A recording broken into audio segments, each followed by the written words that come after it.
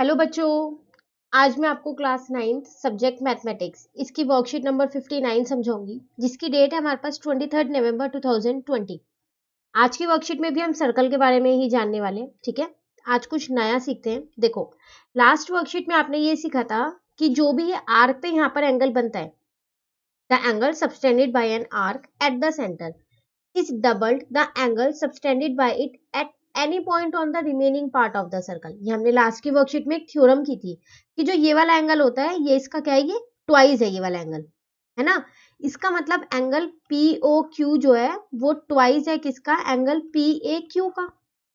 तो वही चीज आपके पास यहाँ लिखी है। ठीक है, अब इसमें ही हम एक नई चीज आज सीखने वाले हैं। वो क्या है, देखो, suppose we join points P and Q and form a chord PQ in the given figure। अब आपने पता है क्या किया, इस P और Q को ना ज्वाइन कर दिया।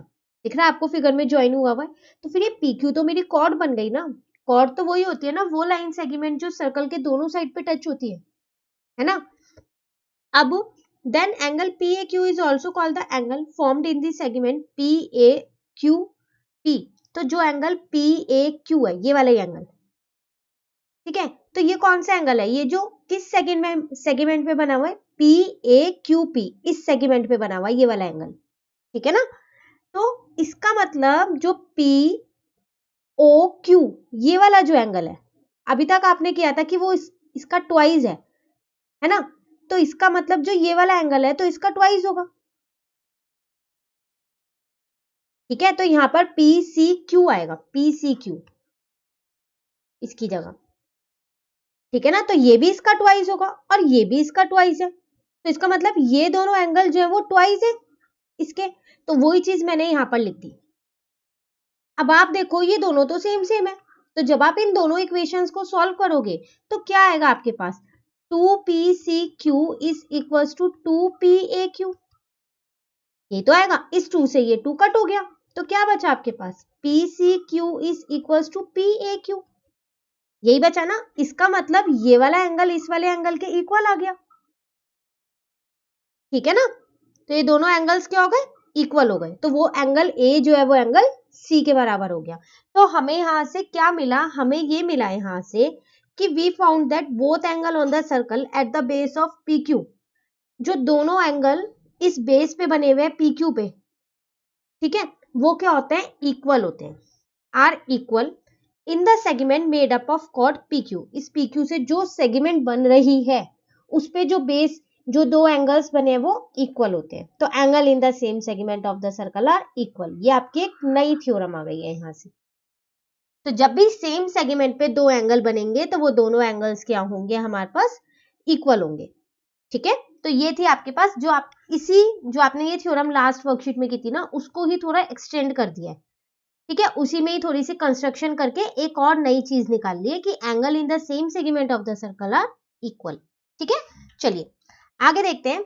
अब आपसे कह रहा है, फिर से आपको एक फिगर दे रखी है, कह रहा है कॉर्ड एम एन, मतलब डायामीटर भी है कॉर्ड भी है, क्योंकि हमने किया था कि जो कॉर्ड होती है वो डायामीटर भी हो सकती है। ठीक है, लेकिन हर एक कॉर्ड डायामीटर नहीं हो सकती है, पर हर एक डायामीटर कॉर्ड हो सकती है। ठीक है ना। तो वही कह रहा है, जो ये कॉर्ड है एम एन, ये कॉर्ड भी है और साथ साथ डायामीटर भी है। Divide the circle into two equal parts. देखो, एक पार्ट ऊपर वाला है, एम एन के ऊपर वाला जो पार्ट है, और एक एम एन के नीचे वाला है। ठीक है, अब जब आप एक सर्कल को दो पार्ट में डिवाइड कर देते हो ऐसे, तो वो क्या बन जाता है, सेमी सर्कल्स ना। तो ये वही चीज लिखी है। तो टू इक्वल सेगमेंट्स क्या बन गए आपके, सेमी सर्कल बन गए।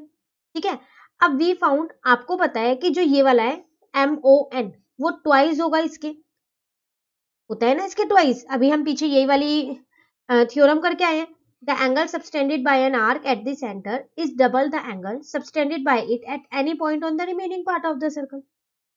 ठीक है, तो इसका मतलब ये तो MON तो 180 होगा, क्योंकि जब एक स्ट्रेट लाइन पे एक एंगल बनता है, चाहे फिर वो यहां बने चाहे यहां बने, वो 180 डिग्री का होता है ना। इजिकल टू 2MN, तो यहां से आपका MAN, ये वाला एंगल निकल जाएगा 90 डिग्री।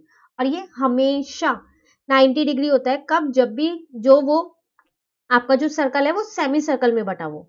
ठीक है, तो angle in a semicircle is a right angle. तो जब भी सेमी सर्कल के एंगल की बात आती है तो वो कौन सा एंगल होता है, राइट एंगल। तो ये हमारे पास हमारी दूसरी प्रॉपर्टी आ गई आज की वर्कशीट की। ठीक है, तो आपने आज दो प्रॉपर्टीज सीखी। एक आपने सीखी angle in the same segment of a circle are equal, और दूसरी प्रॉपर्टी आपने क्या सीखी, angle in a semicircle is a right angle. ठीक है, तो ये आपको ध्यान रखना है कि यहाँ पर जो भी एंगल बनता है सेमी सर्कल से वो 90 डिग्री का होता है। ठीक है ना। चलिए, अब एक एग्जाम्पल आपको दे रखा है, यहाँ आपसे कह रहा है in figure angle P Q R है 110 where P Q and R points on the circle with centre O, find angle OPR. तो अगर आप इस फिगर को ध्यान से देखो तो आपको कुछ याद आ रहा है, ऐसी सेम फिगर आपने वर्कशीट 58 में की थी, क्वेश्चन नंबर 2 में जो आपके पास अनसॉल्व क्वेश्चन थे उसमें हमने ये पूरा क्वेश्चन सेम समझा है। बस एक छोटा सा फर्क है, वो क्या है, यहाँ पर जो Q आपको दे रखा है 110, वहां पर आपको 100 डिग्री दे रखा था। तो जिन बच्चों ने 58 नंबर की वर्कशीट की है उनको ये याद आ गया होगा। ठीक है, और जिन्होंने अभी तक नहीं की है तो पहले आप 58 वाली वर्कशीट कर लीजिए, उसके बाद आप 59 वाली करना। ठीक है, तो ये एग्जाम्पल मैं आपको यहाँ नहीं समझा रही हूँ क्योंकि ये मैं आपको वर्कशीट 58 में समझा चुकी हूँ। सेम एग्जाम्पल है, अब आप इसे खुद करने की कोशिश करना, बस यहाँ पर 110 लेके करना इस बार। ठीक है ना। चलिए, अब आते हैं कुछ ऐसे क्वेश्चंस, जो दो क्वेश्चन हमको दे रखे हैं जो हमें खुद से करने हैं। चलो देखते हैं ये दो क्वेश्चन हमारे पास कौन कौन से। फर्स्ट क्वेश्चन में ये हमसे यहाँ पर कह रहा है in figure A, B, C and D are 4 points on a circle. AC and BD intersect at point E such that angle BEC is equals to 130 and angle ECD is equals to 20 degree. Find angle BAC. देखो आपसे क्या कह रहा है, पहले हम question समझते हैं उसके बाद सॉल्यूशन करेंगे।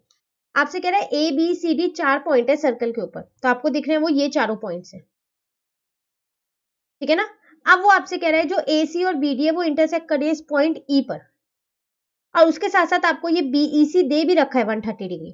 फिगर में देखो आपको दिख रहा है दे रखा है, और एक आपको ईसीडी दे रखा है ये वाला एंगल 20 डिग्री। आपसे कह रहा है ये वाला एंगल निकालो बीएसी।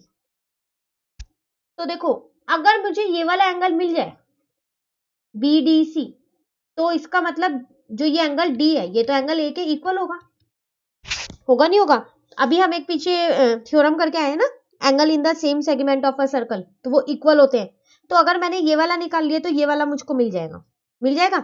चलिए, तो पहले इसको ही निकालने की हम यहाँ पर कोशिश करते हैं। देखो अगर आप अपने ट्रायंगल की बात करो, कौन से ट्रायंगल की, ट्रायंगल ये वाला, मैं इसमें टिक लगा देती हूँ। ठीक है, ये कौन सा ट्रायंगल है आपके पास, सी डी ई, इस ट्रायंगल की। तो देखो आपको पता है कि इन दोनों एंगल्स का जो सम है वो इसके बराबर होगा। क्यों? क्योंकि आपको पता है कि जो एक्सटीरियर एंगल होता है उसका जो सम वो होता है sum of interior opposite angles, है ना। हमने ये प्रॉपर्टी कर रखी है ना, sum of interior opposite angle is equals to the exterior angle. तो ये ट्रायंगल के बाहर का एंगल है, इसका मतलब ये एक्सटीरियर एंगल हुआ। तो मैं यहाँ लिख सकती हूँ कि angle CDE plus angle DCE किसके बराबर होगा, एंगल CEB के। ठीक है, और मैं यहाँ लिख देती हूँ कि ये एक्सटीरियर एंगल प्रॉपर्टी से हुआ है।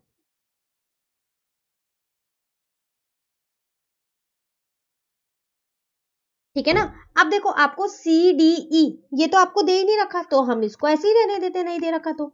हाँ, DCE आपको 20 डिग्री दे रखा है, और यहाँ पर CEB, अच्छा ये आपको दे रखा है 130, तो हम इसको 130 लिख देते हैं।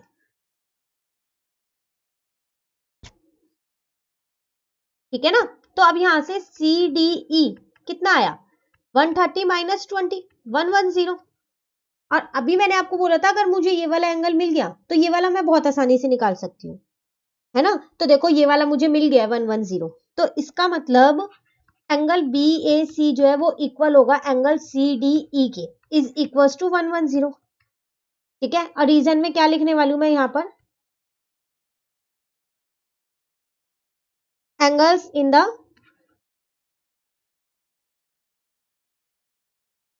Same segment of a circle. ठीक है, तो इट मींस आपका जो आंसर था एंगल BAC वो आपका कितना आ गया, 110 आ गया। ठीक है, तो इसमें हमारी वो फर्स्ट वाली प्रॉपर्टी जो अभी आज की वर्कशीट में हमने सीखी है वो यूज हो गई। चलिए, अब सेकंड क्वेश्चन देखते हैं। क्वेश्चन में आपसे कह रहा है यहाँ पर in figure A, B and C are 3 point on a circle with center O such that angle BOC is equals to 30 and AOB is equals to 50 degree.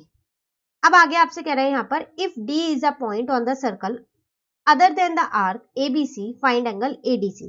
तो ये वाला क्वेश्चन अगर आप देखो तो आपको याद आ रहा होगा कि ये क्वेश्चन भी हमने लास्ट वर्कशीट में किया है ना, पर वहां पर थोड़ी सी यहाँ पर डिग्री चेंज थी।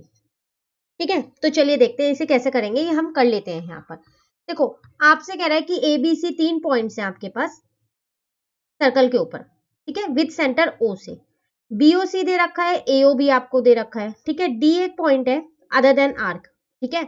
आपको ये वाला एंगल निकालना है, तो ये तो बहुत आसान है, आपको पता है कि ये वाले एंगल जो है वो क्या होगा, इसका ट्वाइस है नहीं है।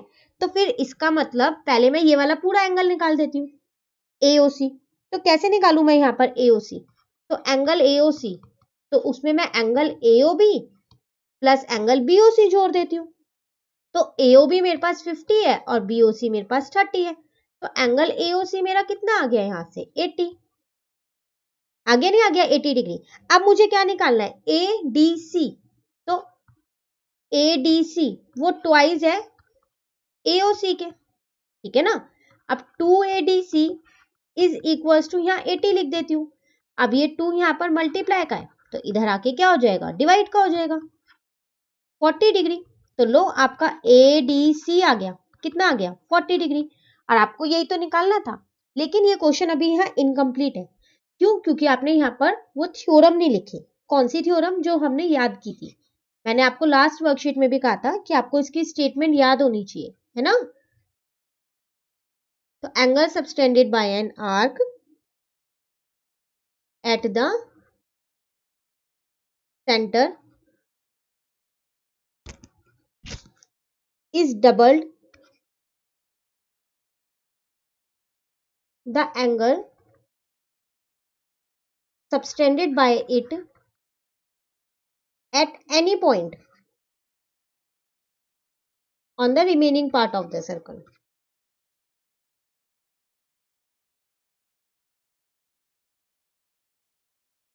ठीक है ना, तो ये थ्योरम आपको जरूर लिखनी है, तो इतनी स्टेटमेंट तो आपको ये अच्छे से याद होनी चाहिए। ठीक है, तो ये था हमारे पास क्वेश्चन नंबर 2। इसी के साथ हमारी आज की वर्कशीट नंबर 59 कंप्लीट होती है। अब वर्कशीट नंबर 60 जो है वो हम अपनी नेक्स्ट क्लास में करेंगे। ठीक है, तो अगर आपको ये वीडियो अच्छी लगी तो आप इसे लाइक जरूर कीजिएगा और मेरे चैनल को सब्सक्राइब कीजिएगा। Thank you.